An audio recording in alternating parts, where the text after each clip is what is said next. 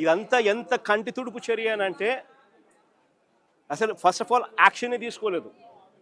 యాక్షనే మే 9వ తారీఖు నుంచి మే నెలలోనే ఏకంగా రెండు మర్డర్ ఇన్సిడెంట్లు జరిగితే ఒకరు ఆత్మహత్య చేసుకోవడము, ఒకరు చనిపోవడము రెండు కనపడితే చివరికి ఈరోజు జూన్లో వచ్చాం.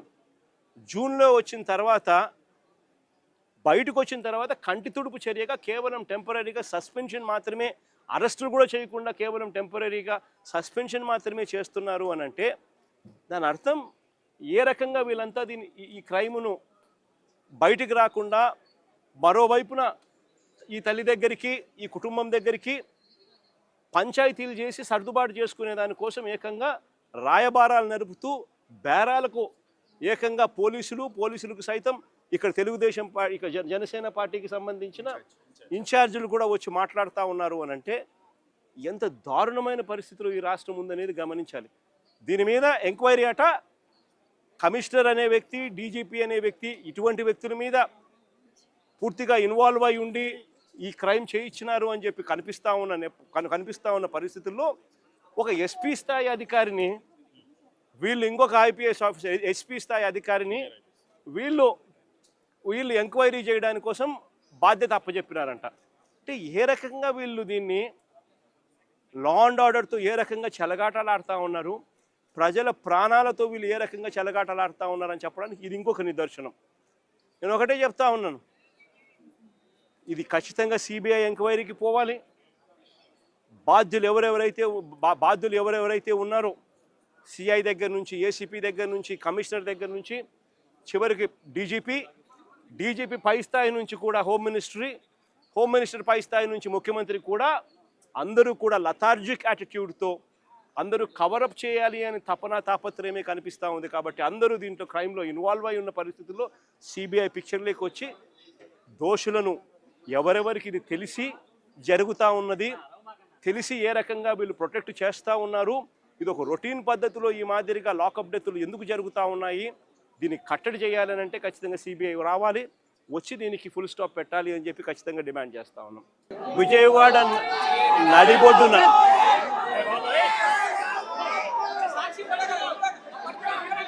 విజయవాడ నడిబొడ్డున అంటే రాష్ట్రానికి హెడ్ క్వార్టర్స్, ఇక్కడ నుంచి కూతవేటు దూరంలోనే ముఖ్యమంత్రి గారి నివాసం, ఇక్కడే డీజీపీ కార్యాలయం, ఇక్కడి నుంచి కూతవేటు దూరంలోనే డీజీపీ కార్యాలయం, ఇక్కడే విజయవాడలోనే కమిషనరేట్, ఇక్కడే ఏసీబీ పరిధి, ఇదే పరిధిలోనే ఈ పోలీస్ స్టేషన్, ఇదే పోలీస్ స్టేషన్ పరిధిలోనే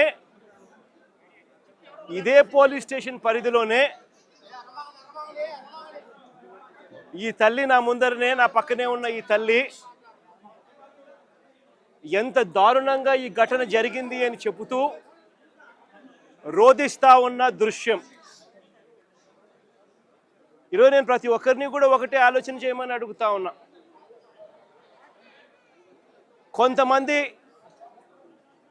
చంద్రబాబు నాయుడు గారు దగ్గరుండి ప్రోత్సహిస్తా ఉన్న కొంతమంది పోలీసుల వ్యవస్థలతో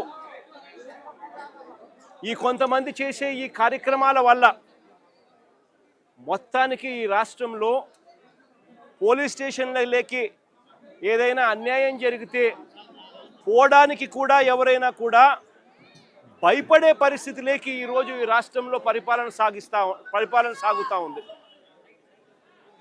నేను అడుగుతా ఉన్నది ఒకటే, ఇదే పోలీస్ స్టేషన్ పరిధిలోనే, ఇదే పోలీస్ స్టేషన్ వేదికగా ఈ పోలీస్ స్టేషన్ పరిధిలో ఉన్న ఏసీబీ కార్యాలయం, ఈ పోలీస్ స్టేషన్ పరిధిలోనే కమిషనరేట్ కార్యాలయం, అంటే సిపి, ఏసీపీ పోలీస్ స్టేషన్లో ఉన్న సిఐ అందరూ కూడబలుక్కొని డీజీపీ సైతం దీంట్లో ఇన్వాల్వ్ అయి ఒకరినొకరు ఏ రకంగా ప్రొటెక్ట్ చేసుకుంటా వస్తూ ఉన్నారు, ఒకరినొకరు ఏ రకంగా వెనుకేసుకొని వస్తూ ఉన్నారు అని చెప్పడానికి నిదర్శనం ఇది. మే మాసంలోనే ఒక ఘటన కాదు, సాయిది ఒక ఘటన అయితే రెండో ఘటన క్రాంతి కుమార్ అనే పిల్లాడిది రెండో ఘటన సూసైడ్. ఈ సూసైడ్ ఒకసారి వినండి, చూడండి.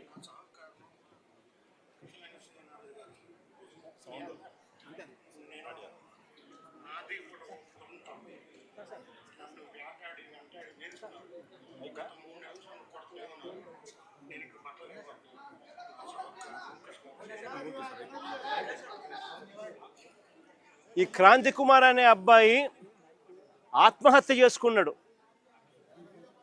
పలాని సిఐ పలాని పోలీస్ స్టేషన్ పరిధి రోజు నన్ను కొడతా ఉన్నాడు, నేను తట్టుకోలేకపోతా ఉన్నాను, నా చావుకు కారణం తానే అని చెబుతూ మరణ వాంగ్మూలం ఇస్తూ తాను ఆత్మహత్య చేసుకున్న పరిస్థితి. అది మే మాసంలోనే మే 9వ తారీఖున సాయి ఘటన కూడా జరిగింది. మే 9వ తారీఖు నుంచి ఈ తల్లి తన కొడుకుకు జరుగుతూ ఉన్న అన్యాయమైన పరిస్థితిని చూడలేక తల్లిని పోలీస్ స్టేషన్లోకి పిలిచి నీ కొడుకు ఫోటోకు దండేసుకో అని చెప్పి ఏకంగా సిఐ మాట్లాడుతూ తల్లిని హేళనగా మాట్లాడమే కాకుండా చివరకు తన సాయి అనే ఆ పిల్లాడి చావుకు కూడా కారణమయ్యే పరిస్థితిలోకి పోతే ఆ రోజు నుంచి 9వ తారీఖు నుంచి ఆ తల్లి ప్రతిరోజు తనకు సమాచారం అందే కొద్దీ ఆ సెల్లులో జరుగుతూ ఉన్న విషయాల మీద తనకు మిగతా వాళ్ళు సమాచారం తనకి ఇచ్చే కొద్దీ తన కొడుకు ఏదో జరుగుతూ ఉంది, పోలీసులు తీసుకొచ్చారు, ఆ స్టేషన్లో తనను పెట్టారు, తనను కొడతా ఉన్నారు, చిత్రహింసలు పెడతా ఉన్నారు అని చెప్పి తనకు అర్థమయ్యి అదే పోలీస్ స్టేషన్ పరిధిలోకి ఒకసారి కాదు, 2 సార్లు కాదు, 3 సార్లు కాదు, 4 సార్లు కాదు, ప్రతిరోజు ఆ తల్లి అక్కడికి వెళ్ళి నా కొడుకును నాకు చూపించండి అయ్యా అని చెప్పి బాధపడతా ఉన్న పరిస్థితులు మన కళ్ళ ఎదుటే కనిపిస్తూ ఉంది. ఇది జరిగిన ఘటనను చూసుకొని ఈ తల్లితో పాటు ఆ అబ్బాయి చిన్నమ్మనేమ్మ లాయరు దుర్గమ్మ, ఆ లాయరు వాళ్ళిద్దరూ డీజీపీ ఆఫీస్కి వెళ్ళి ఆ దుర్గమ్మ లాయర్ డీజీపీ ఆఫీస్కి వెళ్ళి రాతపూర్వకంగా ఇది జరుగుతూ ఉంది అని చెప్పి ఏకంగా కంప్లైంట్ ఇవ్వడం జరిగింది. కంప్లైంట్ ఇస్తే ఆ కంప్లైంట్ ఏమైంది, చివరికి చెత్తబుట్టలెక్కి డీజీపీకి కంప్లైంట్ ఇవ్వడం, డీజీపీ సిపికి పంపించడం, సిపి యాక్షన్ తీసుకోవాల్సింది పోగా సిపి ఏం చేస్తూ ఉన్నారు, తల్లి దగ్గరికి మిగతా వాళ్ళని పంపించి బేరం పెట్టించే కార్యక్రమం చేస్తూ ఉన్నారు.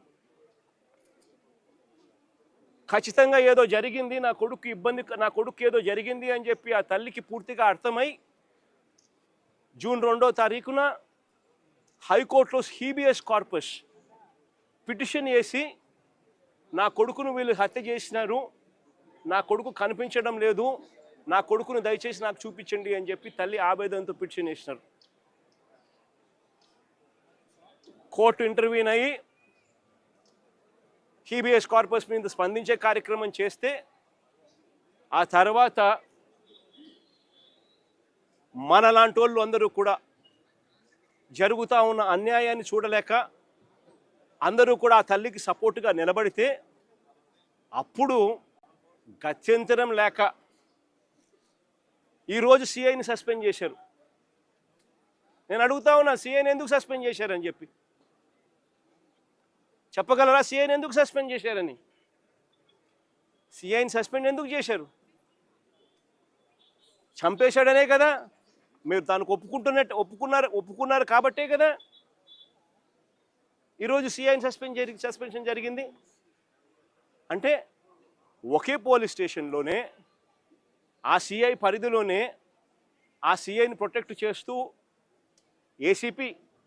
ఏసీపీని ప్రొటెక్ట్ చేస్తూ కమిషనర్ని ప్రొటెక్ట్ చేస్తూ డీజీపీ, మొత్తం అందరికీ తెలిసి సిఐ స్టేషన్లో ఒక హత్య కాదు పోలీస్ స్టేషన్లో ఇలాగనే కొడుతూ ఒకరి చావుకు కారణమైతే ఇంకొకరు ఆత్మహత్య చేసుకుని వీడియో ద్వారా తన మెసేజ్ను తెలియజేసిన పరిస్థితి. నేను ఒకటే చెప్తా ఉన్నా, ఈరోజు సస్పెన్షన్ అంటే ఏంది? టెంపరీగా ఒక పోలీస్ ఆఫీసర్ను డ్యూటీస్ నుంచి తప్పించడం. అంటే ఒక మనిషి హత్య చేసిన ఆ మనిషి కొట్టి గోరులు పీకి రకరకాల చిత్రహింసలు పెట్టి చివరికి హత్య చేస్తే మనిషిని నువ్వేం చేస్తా ఉన్నావు? శిక్ష కేవలం టెంపరీగా తన డ్యూటీ నుంచి సస్పెండ్ చేస్తూ ఉన్నారు. ఇదే చేయాల్సింది. అది కూడా ఇంత పెద్ద ఇష్యూ అయి బయటకు వచ్చిన తర్వాతనే మీకు చేయాలన్న కనీసం ఆలోచన వచ్చింది. ఇది బయటికి రాకపోయినంటే అది కూడా ఆలోచన కూడా వచ్చేది కాదు. ఒకవైపున ఇంత హేయమైన కార్యక్రమం జరిగింది అని అంటే ఆ సిఐని, ఆ బాధితుడైన ఏసీపీని, ఆ బాధ్యులైన కమిషనర్ను, వీళ్ళందరినీ డీజీపీ వరకు కూడా మర్డర్ కేసు ఛార్జ్ చేసి స్టేషన్లలో పెట్టాల్సింది పోయి కేవలం ఒక సిఐని టెంపరీగా సస్పెన్షన్. అంటే దాని అర్థం ఏంది?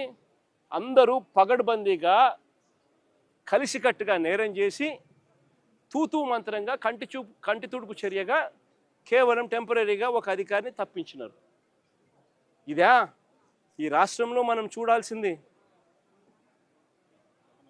తప్పు చేస్తే ఆ పిల్లాడి వయసు ఎంత? 23 ఏళ్ళు. అంటే వీళ్ళంతా చిన్నపిల్లలే. ఏదో తెలుసో తెలియకో కొద్దో గొప్ప ఎవరైనా తప్పు చేసి ఉండొచ్చు. ఈ పిల్లాడైనా కానీ చేసిన తప్పుకు కోర్టులు ఉన్నాయి. కోర్టు ఈ పిల్లాడిని ప్రొడ్యూస్ చేయమని చెప్పి సమన్ చేసింది. వీళ్ళు చేయాల్సింది ఏంది? ఆ పిల్లాడిని తీసుకొని రావడం, కోర్టుకు సబ్మిట్ చేయడం. అది పోలీసులు చేయాల్సింది. ఏం శిక్ష వేయాలి, ఆ పిల్లాడు చేసిన తప్పేంది, ఆ తప్పులో నిజం ఉందా లేదా అన్నది ఆర్గ్యుమెంట్లు జరుగుతాయి, నిర్ధారణ చేస్తారు. ఆ తర్వాత జడ్జు తనకు ఏ శిక్ష కరెక్ట్ అని చెప్పి అనిపిస్తే ఆ శిక్ష కోర్టు వేస్తుంది.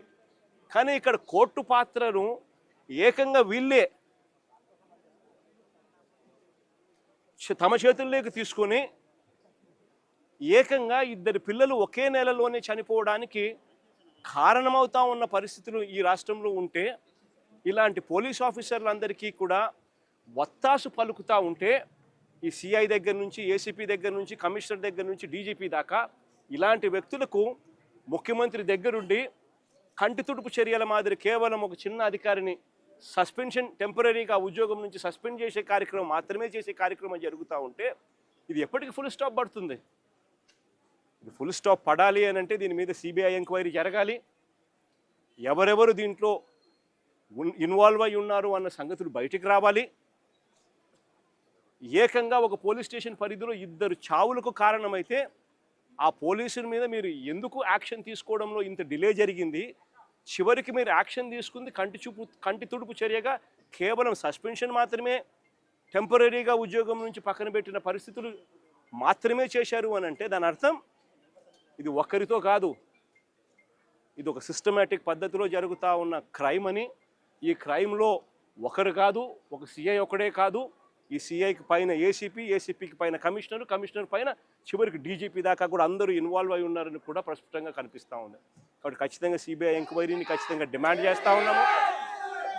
డిమాండ్ చేయడమే కాకుండా న్యాయ పోరాటంలో ఈ తల్లికి, ఆ చనిపోయిన ఇంకొక పిల్లాడి కుటుంబానికి న్యాయ పోరాటంలో వాళ్ళకు సంపూర్ణంగా తోడుగా వైఎస్ఆర్ కాంగ్రెస్ పార్టీ సంపూర్ణంగా వాళ్ళకు తోడుగా ఉంటుందని కూడా ఈ సందర్భంగా ఖచ్చితంగా తెలియజేస్తా ఉన్నాం.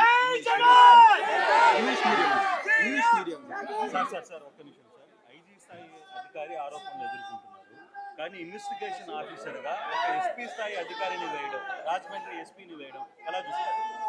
అసలు ఇదంతా ఎంత కంటి తుడుపు చర్య అని అంటే అసలు ఫస్ట్ ఆఫ్ ఆల్ యాక్షనే తీసుకోలేదు.